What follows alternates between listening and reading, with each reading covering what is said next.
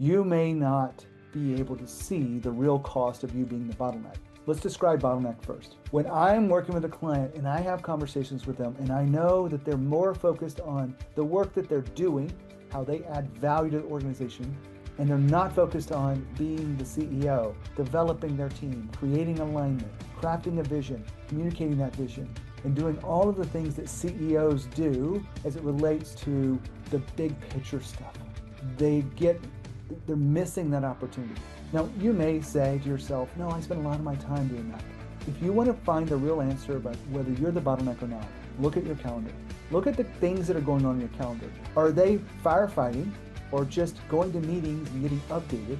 Or are they things that you spending time in email and spreadsheets? Welcome to Grow Think Tank.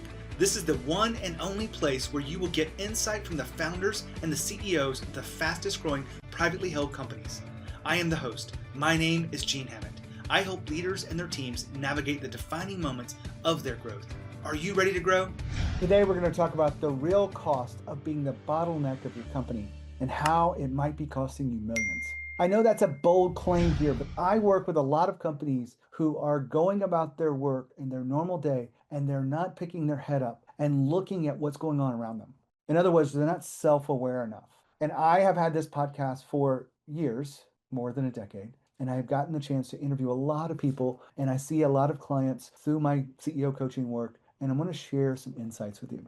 You may not be able to see the real cost of you being the bottleneck. Let's describe bottleneck first. When I'm working with a client and I have conversations with them and I know that they're more focused on the work that they're doing, how they add value to the organization, and they're not focused on being the CEO, developing their team, creating alignment, crafting a vision, communicating that vision, and doing all of the things that CEOs do as it relates to the big picture stuff. They're missing that opportunity. Now, you may say to yourself, no, I spend a lot of my time doing that. If you want to find the real answer about whether you're the bottleneck or not, look at your calendar. Look at the things that are going on in your calendar. Are they firefighting or just going to meetings and getting updated? Or are they things that you spending time in email and spreadsheets? Now, there's many other things that could be done when you're in this mode of bottleneck, but how many hours per week are you spending on the vision of the company, the biggest bottlenecks of the company, and addressing those and creating kind of the growth within the employees and getting them to be better leaders? Those are the things that CEOs, when they do that, it has more leverage. Now, when I say that the clients are the bottleneck, I'll give you a really specific example. One of my clients, I won't say the name of it, he said, I would like to grow my company, but I'm not sure if I could because right now we could add 3 clients, but we couldn't add 30.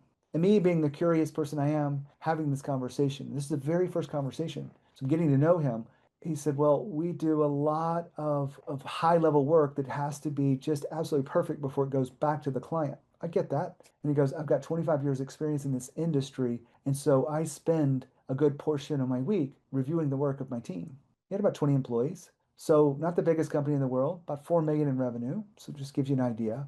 And he comes back and says, so yeah, that's how we run the business. And I said, how long does it take you to do that work? He goes, I'm spending about 50 to 60% of my time each week just reviewing the work, quality assurance, if you will. And it hit him. I'm not really being a CEO, I'm being a high paid employee. That's being the bottleneck of your business because they couldn't grow because of the way they've structured it. I work with them to help them identify that and move forward. I set up this whole interview or this whole episode to talk about the cost of the bottleneck. We'll look at 3 different areas. I'm not going to unpack the details of this. I'm not going to run a spreadsheet with you. I just want you to really think about these in your business. One is the hard cost, missed opportunity, missed revenue, missed strategic partners, things that you could be using to grow and scale your business, but you can't because you're involved in the day-to-day, you're involved in operations. So that's one, the hard cost. The second area that I want you to think about is the organizational cost, the people, the culture, the talent. When you are the bottleneck of the business, you probably don't have the time for the one-on-one meetings or for the conversations that are really meant to get alignment. And you're not thinking about the future and you're not measuring things like culture and you're not being intentional about those things. And so it's a little bit of a hidden cost to you being the bottleneck. And finally, the third is the one you might feel the most, which is your personal cost. like not sleeping well, like carrying a ton of stress, overeating, over drinking, over whatever, eating sweets or eating too much of something that you know is not good for you. We all have these issues that we deal with as we continue to grow. For some, it's we choose work over the workout. If you do that day in and day out, you will turn around and realize that you've gained the extra weight, you don't have the energy you have, you don't feel as good, and you're not able to lead as powerfully as you once did. So those three costs are a little bit hidden. Some are financially driven, but they're not a line item in your P&L. The second part is the culture, the people cost for not for you not being the CEO that you need to be and being a bottleneck instead. And finally, the last one is the CEO personal cost. What impact is it making to you at a personal level? And what I didn't add in there before, it could be impacting your family and those relationships. All that being said, if you want to stay the bottleneck, it's your choice. If you're curious about how you could break out of it, I've got a free training to invite you to. If you just want to go in there and check it out, all you have to do is go to training.coreelevation.com and you can figure out exactly the three mistakes that people make. You can find out the 5 steps in our framework to help you be the leader that you want to be and build a company that runs without you. I'll remind you that if you plan on scaling your business, it will never scale beyond you if you are the one doing the work. You're the bottleneck. So keep that in mind as you continue to grow your company.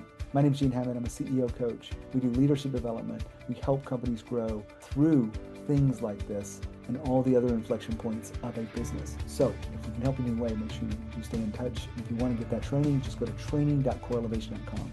When you think of leadership and you think of growth think Think Tank. As always, live with courage. We'll see you next time.